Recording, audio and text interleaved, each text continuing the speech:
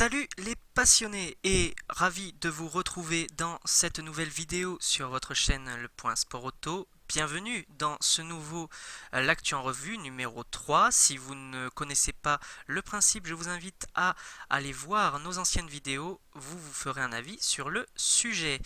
Et tout de suite, nous passons au sommaire de ce troisième Actu en Revue. Premier roulage post-Covid pour Mercedes qui a roulé à Silverstone. Le bouleversement du calendrier de Formule 1. Retour de l'IndyCar et la victoire de Scott Dixon au Texas. Les premières infos sur le Rallye Dakar en 2021 avec quelques nouveautés, vous découvrirez ça dans la suite de cette vidéo. Pirelli officialise les choix de gomme pour les 8 premiers Grands Prix de Formule 1. Et enfin, confession sur l'avenir de Kimi Raikkonen et sur son fils Robin. Et passons tout de suite à la première actualité, Mercedes.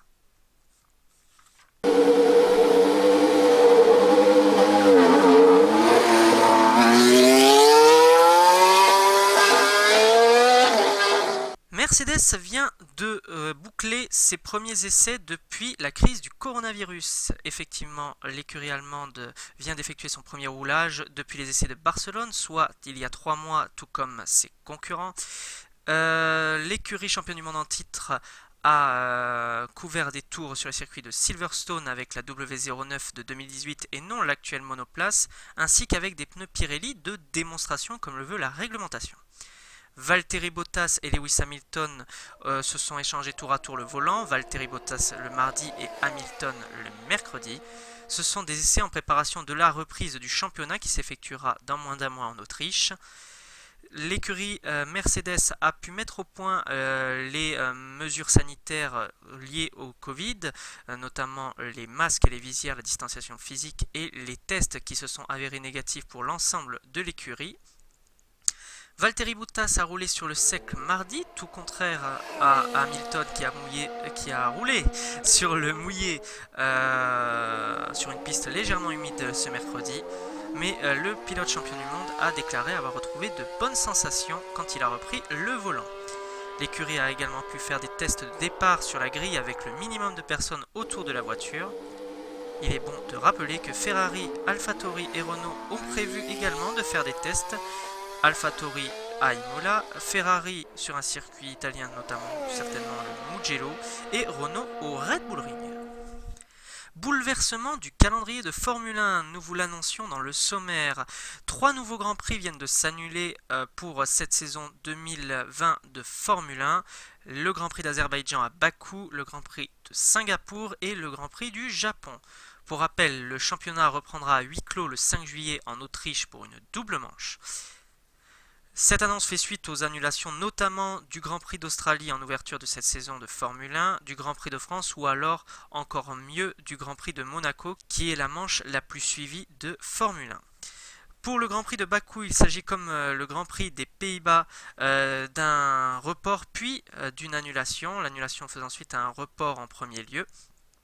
Sur les circuits urbains, il est notamment plus difficile de décaler au niveau des dates, mais également plus difficile de respecter les règles sanitaires dues à la crise du coronavirus, comme vous le savez. Pour les manches asiatiques, il s'agit d'un problème de logistique dû au long voyage pour déplacer le matériel et le personnel. Cela fait donc un gros trou au calendrier de Formule 1 entre le Grand Prix de Monza qui a lieu le 6 septembre et le Grand Prix des États-Unis qui est programmé le 25 octobre.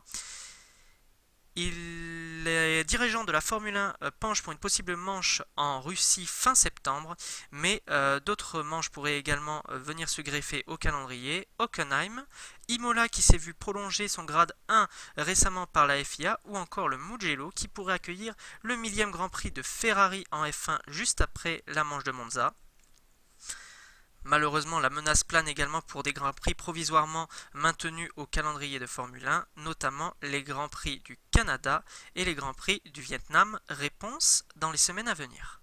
Le sport automobile a repris ses droits le week-end dernier avec le retour de l'IndyCar et la victoire de Scott Dixon au Texas. Le pilote néo-zélandais a mené la course de bout en bout, n'abandonnant le leadership que lors de son arrêt au stand avec une domination écrasante sur le reste du peloton.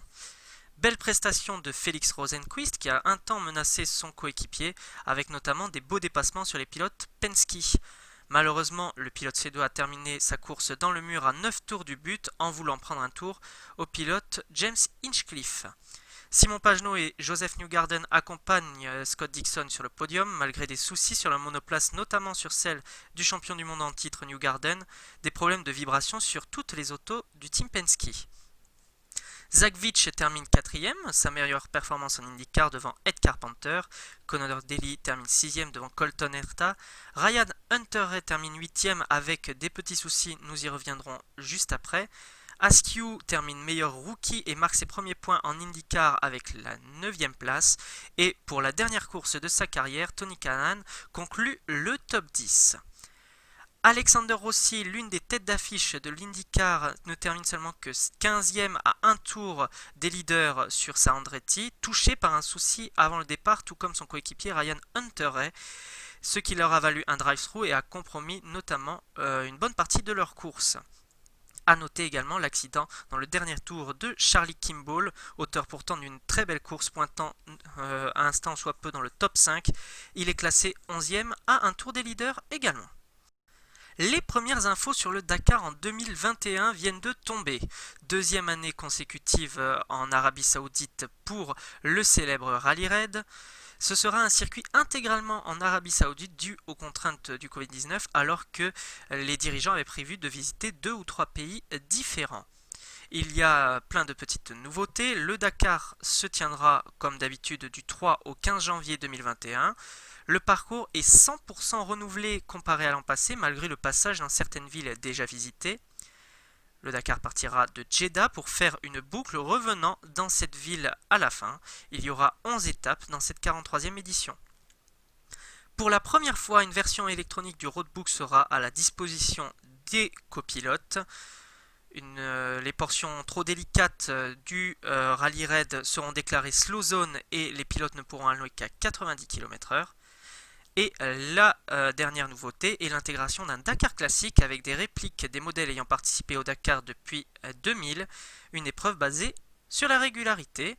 Nous avons donc hâte de suivre ce Dakar 2021 qui se tiendra donc la première semaine de janvier.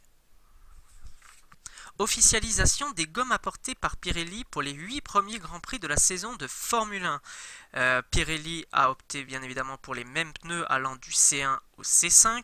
Vous savez, le C1 représentant le pneu le plus dur et le C5 le plus tendre. La marque italienne a majoritairement opté pour le milieu de gamme qui est privilégié, les gommes C2, C3 et C4, à l'exception de Barcelone où la température devrait être élevée en ce mois d'août. Le 16 août a lieu le Grand Prix d'Espagne et aura donc une gamme légèrement plus dure. Tout contraire à Silverstone, une volonté de changer les choix de gomme pour enlever la certitude du résultat sur un seul et même circuit. Du coup, le Grand Prix du 70e anniversaire de la Formule 1 aura une gomme légèrement plus tendre que le Grand Prix de Silverstone en lui-même. Il est bon toutefois de rappeler que cette règle n'est pas appliquée au Grand Prix d'Autriche qui accueillera pourtant les 2 premières manches de cette saison. Dernière news de cette actu en revue numéro 3, les confessions sur Kimi Raikkonen, son avenir et son fils Robin. Raikkonen a laissé les portes ouvertes quant à son avenir en Formule 1 en 2021. Cela dépendra surtout de son ressenti au volant cette saison. Le champion du monde 2007 a déclaré: j'ai déjà dit que je ferai cette saison et que je déciderai ensuite. Si je continue à prendre du plaisir à courir cette année, je continuerai. Si ce n'est pas le cas, je prendrai ma retraite. Kimi Raikkonen deviendra le pilote le plus capé de la discipline au 11e Grand Prix de cette saison, dépassant ainsi le record établi par Rubens Barrichello en 2011. Mais cela laisse le Finlandais parfaitement indifférent. Je ne pense pas que la F1 me manquera, il y a de bonnes personnes et je resterai en contact avec, mais c'est tout. J'ai passé beaucoup d'années ici et quand je choisirai d'arrêter, je suis sûr que je trouverai plein de choses pour m'occuper. Il est bon de rappeler que le Finlandais avait déjà quitté une première fois la F1 en 2010-2011 pour s'essayer au rallye et à la NASCAR. Concernant son fils, Kimi Raikkonen a avoué que Robin adorait faire du karting. Il déclare également qu'il ne mettra pas des bâtons dans les roues de ce dernier s'il souhaite faire carrière, mais n'en fait pas non plus une priorité.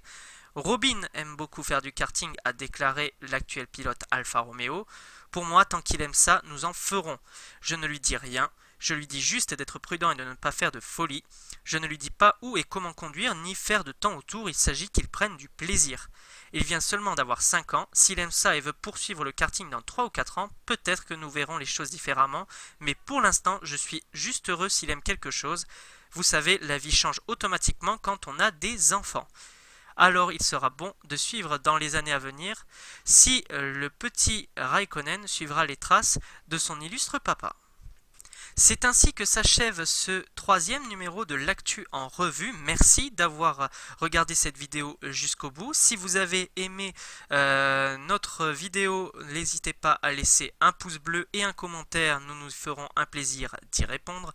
Si vous voulez rejoindre la communauté Sport Auto, abonnez-vous et partagez cette vidéo. C'est comme ça que vous pouvez nous aider.